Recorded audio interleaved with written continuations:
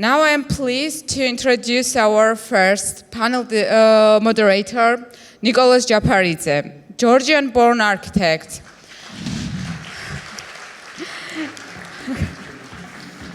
Actually, I really need to add something today because I nearly skipped the very important part. We should appreciate his presence here in a double way because he's spending one of his most significant days in his life with us. He's having a birthday today, so let me give warm birthday wishes to Nicholas and good luck in your panel. Thank you very much. Thank you. Can you hear me? So we have really limited time today, but the discussion will be about the relationship of the developer and the city through the ways of preserving the heritage. So I would like to ask to join me on this discussion Jamie Wallace, who was just presenting the Associate Director of Wilkins Air, who was just presenting. The Tatia Guineria, who is an art historian and cultural heritage specialist. Mr. Levan Kandarishvili, who is an associate professor at the Free Uni Visual Arts, and he's a researcher and an architect. And Vados Desashvili, who is an architect educated in Svienza in Rome, who is specializing in reuse and regeneration and adaptation, who currently works on Gelati Monastery. Yeah. So we have a few topics basically which I would like to introduce. So in general, what we would like to highlight is the Soviet Georgian architectural importance, which we know has been neglected and it has not been really addressed very well, and so we are trying to kind of in this very brief discussion just to tell few things how we're gonna what are our recommendations for the for this topic. So the topics are the historic research importance of Soviet architecture, a building heritage listing. So probably Jamie could say a few words about the UK examples of listing. Then developer and city priorities, the financing, land law, and private ownership. Restoration, generation, and adaptation, and sustainability and material supply chain. So please, maybe Tatia, you can tell us about the importance of historic research. We have about 3-4 minutes for us. Thank you, and happy birthday, first of all.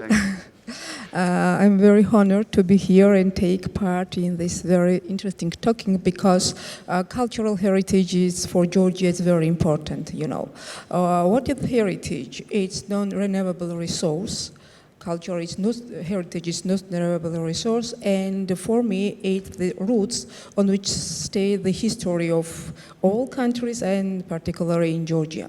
Why it's important research, historical research, because unfortunately we don't know more about our heritage, and we have very rich cultural heritage in all definition because we have together incredible movements, tangible and also intangible heritage.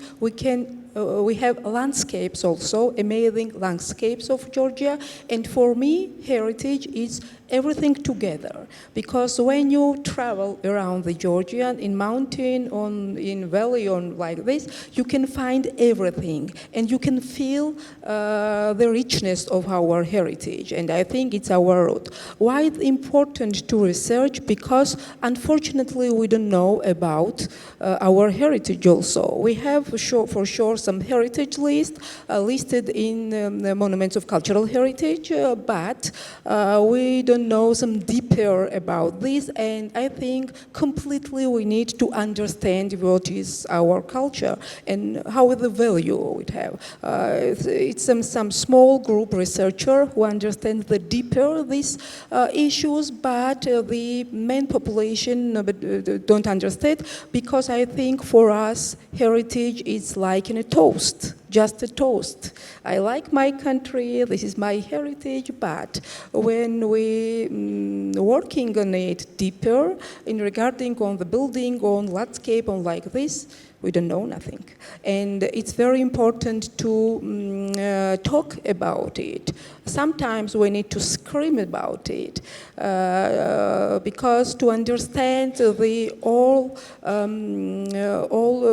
government also, to the people also, not specialists, to people also, how is valuable our heritage and what this. Yeah, I would like to switch with to Jamie about if you can tell in a few words about the importance of listing of a building, of those 4 grades we have in the UK. Yeah, of course, yeah. So the UK has a system of protecting historic buildings, which is kind of driven by the values that we as a society kind of place, and so the kind of listing process changes, the types of buildings that we value changes as our society and culture evolves. But fundamentally it's organized by a series of categories that kind of create different layers of protection. So at the highest level, you get grade 1. So this is things like St. Paul's Cathedral, Buckingham Palace, these kind of major elements, monuments to, exactly, historic monuments. Grade 2 star. So for example, Battersea Power Station was grade 2 star. As well as various other buildings. This is a kind of the second layer down, and then grade 2, and then you get locally listed buildings. And I mean, it's a kind of great thing, and it's also a problematic thing, because for it to work, it relies on the quality of the conservation officers that work in local government, the quality of the planning officers that work in local government, to have a kind of conversation about how you interact in a building. Battersea is a very good example. It's grade 2 star. People really, really care about it, but at the same time, it was derelict for 30 years because it cost $1 billion to actually transform that into something, and not many people have that kind of money. And so that had to be a negotiation in terms of what do we try and save and what are we allowed to change. And you know, without a kind of very highly skilled and interested and curious local authority to have that conversation with, it's inevitably going to end up in failure. Yeah, it's very important when you enable developer to put money into the property which has listing, and the listing has great importance in a way that sometimes you list the building and developer can't touch it because it's too expensive, and then it rots. So there is a moment when you have these gradations of what are the parts of important which you need to save from the building and preserve its original character. So I want to switch to Levan and talk about developer and city priorities, financing, and the land law and property ownership. That kind of relationship, if you can shed a few lights on it. Yeah, I want just to start with the title of our meeting. It's a bridge between intangible and intangible. And in Georgian we have a word tanjua, which means torment. So for all parties who are involved in this process, it's a real torment. Any architect who has a case with old city rehabilitation experience all these problems, because there are so many parties and you need consensus on something. Yeah. And until this consensus is not between parties, you can't achieve anything. Because your civic participation, for example, you are speaking with the people who are living in this damaged, deteriorated building. And the one position is that, yes, this is listed. Okay, grade B or grade C, it's not so important. But this is listed building. What to do? What is escape in this situation? we should be flexible, we should be in many ways suggesting something new, innovative, but you know, it's always difficult to speak with both with the city governance, city government, to the people who are without the party. You can make best financial model for them. You can ask some other sources to fund this important project. So you think the public participation is quite important in a way of how we... Yeah, but is this public ready for these negotiations also? This is another case, because how these people get in this heritage. Well, in England, for example, there is a law of public participation. You have to have a public laws are because to violate them. So we have a case when, in most cases, they're violated. Exceptional, we like these exceptional cases. Every time you are applying to it, there is some exception. You want one attic floor, exception. I don't think we should think together about it. It's a very painful question for old city. We will be speaking about modernist city, but it's another case. I would like to continue this exception with Vato, who is actually working on a really exceptional property and making this kind of huge effort for forest restoration, adaptation, and regeneration somehow. How do you kind of distinguish these three different points in that particular historic context? Yeah, hi everyone, and you know, as we are talking about architecture, you talk, you know, about there is a Gelati monastery. It's a World Heritage Site. We have Khrushchevkas, we have Stalinkas in Tbilisi. And they are all architecture, and we should approach them as how to say, with the principles of restoration. So when we have the same use that didn't change, so you go to the straight restoration. If we should adaptate something to another function, so you are more free. And if this depends, if we saw before the beautiful works of industrial heritage, but they are like they are gems to be reused, so you have a good material to work with.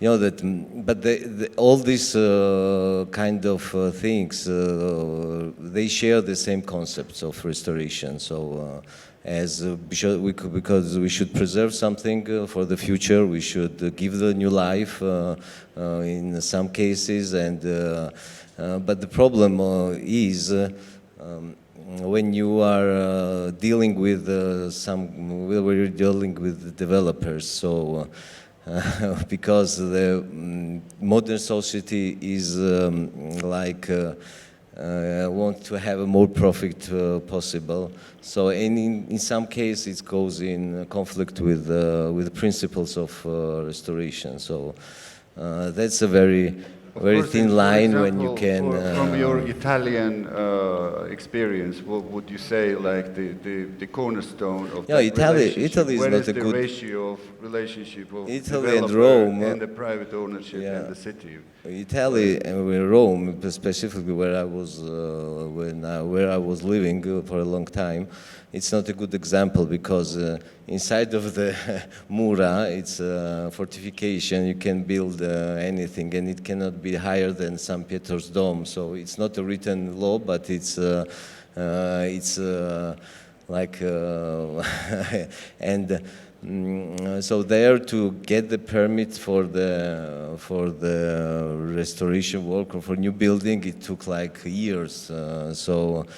If you put some Georgian developer to develop some piece of land in center of Rome, it will because it's investment for the 10 years. So because the Rome and the city and that when you are dealing also with this kind of heritage, you should think that that part of city or that building had a story before you and will have a story after you. So you are the fragment of his life that you should reuse it in the best way possible. But that relationship with the developer and the city, if you don't have a listing, or if you don't have that mechanism which kind of prevents someone to entering. Yeah, that there is a very the profit is which drives in Georgia because it's like 6 years that I'm working here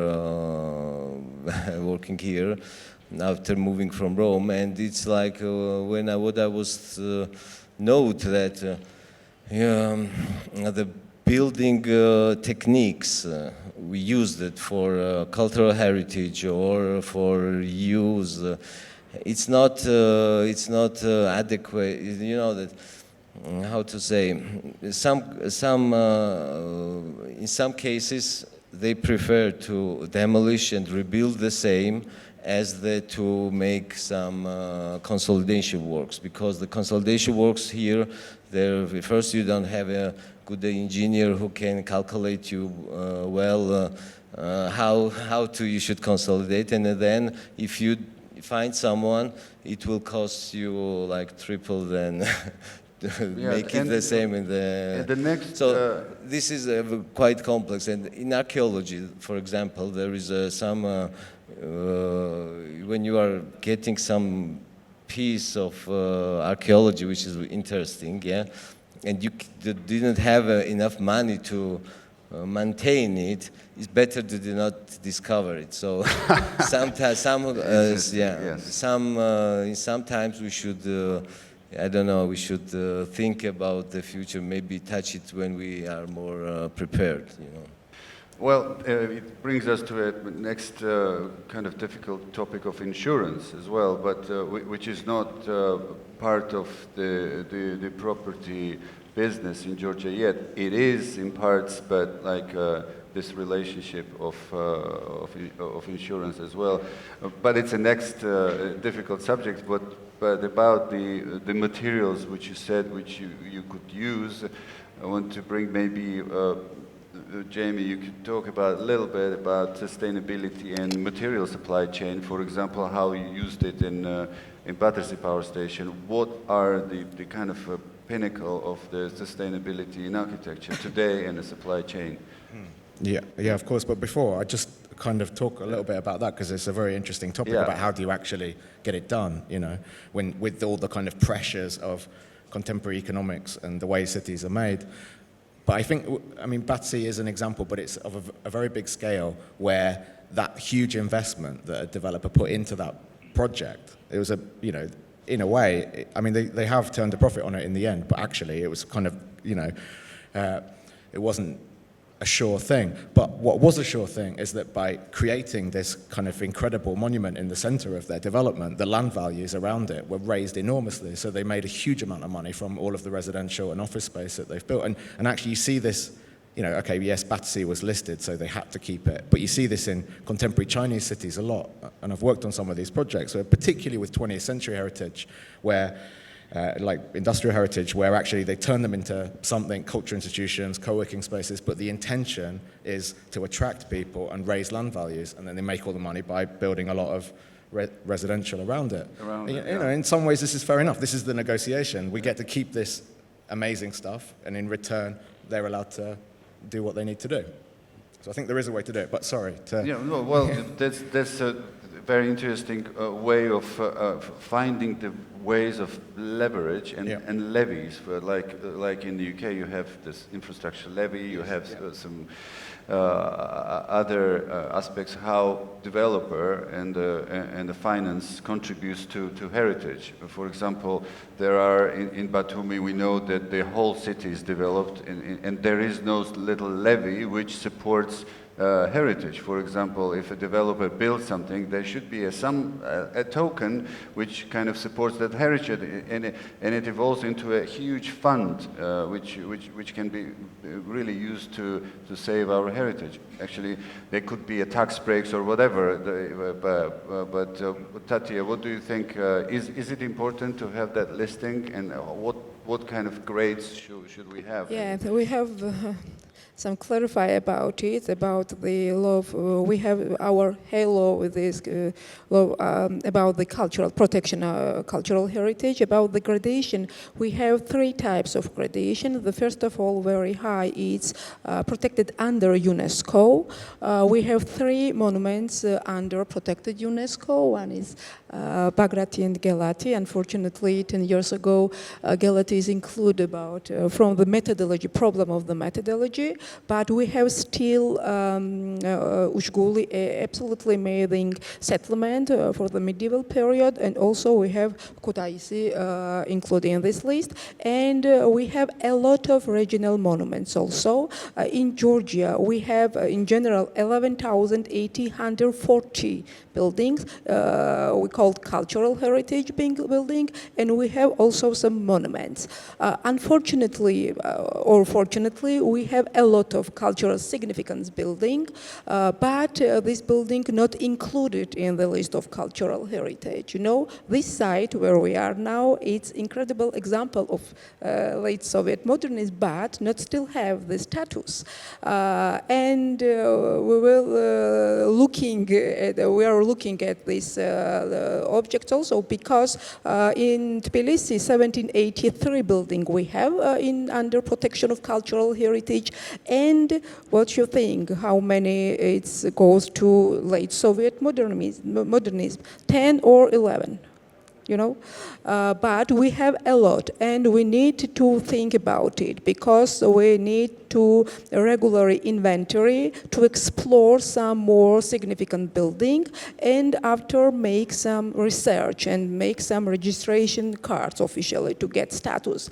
And I know it's very difficult to working with the heritage building to find some balance between new protection, old, and make new. But I think it's a very big challenge and dream for the old build architecture, and I think you are lucky also, and you are lucky also to have experience to work with these historical buildings, because I think the heritage is some small diamond, and you can find, if you want to sparkling this diamond, you can, but if you want to die, you can also. Our law about cultural heritage is for other points strict, but for other point very flexible. Because you can make the strictly restoration depend of this law, and also make a reliable adaptation also. But it depends what you want to make heritage. But first of all, it's for me to understand the real value of heritage. It goes through deeper educational issues, I think, and after the law, also very strict law. And I think it's very important also for us, for a very small country, international experience and international reflection from this point of view, because we need some more very good methodology to connect it with our heritage. We need the more international experience, also good quality restorers and architects who will involve in this process. Thank you very much. So we are a little bit running out of time, but Levan, maybe you can summarize. Is it important to save Soviet architecture? How is it kind of... You see, I started my architectural practice in the years of when this modernist architecture flourished in Georgia, you see. But at the same time, there were many controversies at that time. There was how Georgian architects looked at this, to the city. And something, today for me it's a little bit strange that I am defending some buildings which at that time when I started this practice was not so close to me. But I understand, years gave me this experience that there is something you should learn every time. It does not depend how much this building suits city or something. You can always learn something from this building, and we still have a lot to learn from our previous generation, who worked in different environment, but made something valuable for us. Thank you very much. I think it was a very brief and very fruitful discussion, and I don't know if we have time from the audience to have some questions, but specific, but well, do we? What? Sorry? Okay, all right. So we finished. Thank you very much. That was great.